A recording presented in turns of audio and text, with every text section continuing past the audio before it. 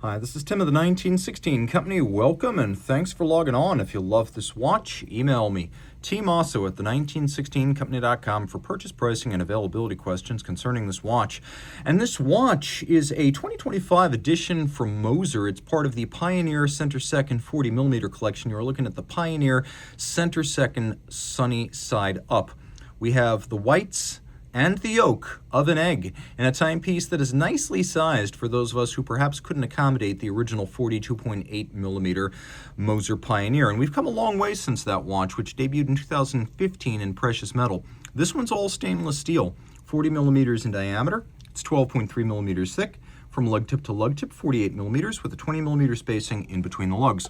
Now, when you throw this watch on the wrist, it's an easy fit. I actually own this watch, and mine has the cosmic green dial. This watch features a funky combination in that the strap and the dial are meant to work together. So you've got the whites and the yolk of the egg. You've got a low profile with a domed bezel. It will slide under a dress cuff. And you've got a watch that'll probably work on a wrist as small as 14 centimeters circumference. So again, if the bigger Pioneer didn't work, you need to give this one a look because this is probably going to be a good match. The strap is incredibly supple, ventilated, fairly thick and durable. You can see it is a Moser factory strap on the case back. The lugs are drilled fairly close to the case so that the pivot centers are pulled inboard for better small wrist fit, and thus a curved spring bar is used to prevent any impediment to the motion. We have a media blasted screw down crown, 120 meters water resistant. Moser watches feature unique lug profiles, and so does this one. As we have evacuations and then coining internally, the flanks are polished, the bezel, domed, is polished. You can see that we have satin finished lug hoods as well as the spaces in between the lugs, and that the lug hoods have a little bit of a soft inflection point or a crease line that runs over their tops. Taking a look at the dial now, it is a lacquer effect, a gradient to go from bright yellow at the edge to almost black, or I should say bright yellow at the center to almost black at the edge. And you can see at the edge we have a rehaut, and that is actually the mounting point for the luminescence for the hour. So we'll do a quick loom shot here, and you'll appreciate that it is a well-loomed watch. And then you can see we have these lovely rhodium-plated steel leaf hands and faceted hour indices, all applique. Moser's logo is there in a clear lacquer, but they reason that the design language is strong enough that they don't need to heavily brand the watch, and I agree. So you can see we've got pretty good depth on this dial. We have a lovely hollow counterweight to the Lancet style seconds hand. I may as well wind it up a little bit because a watch that is not in motion is watched, but not a watch, if you get my drift. Taking a look, we do have a hacking seconds function if you want to set it to a reference time.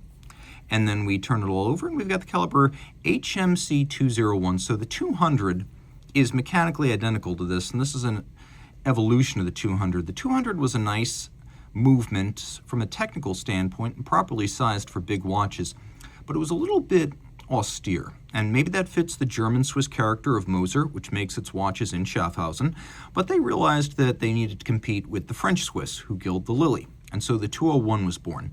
It is mechanically identical to the 200, but we have a more heavily skeletonized rotor. We have skeletonized bridge that features the winding train on one side and the drive train on the other.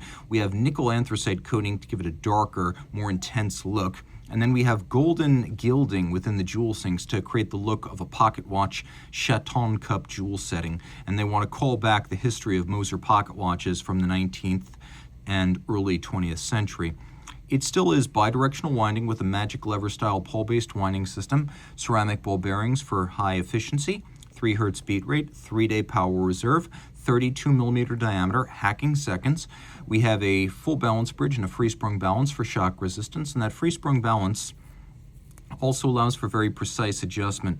You can see that timing corrections are performed by moving these bolts in and out in pairs, and the balance, the hairspring, the escapement are all made in-house by Moser at its precision engineering subsidiary, which is part of its operation in Schaffhausen. Of course, when you think Schaffhausen, you think of IWC, but IWC is not making its own balances, escapements, and hairsprings. Moser is. Impressive for a company that's probably 1/20th IWC size.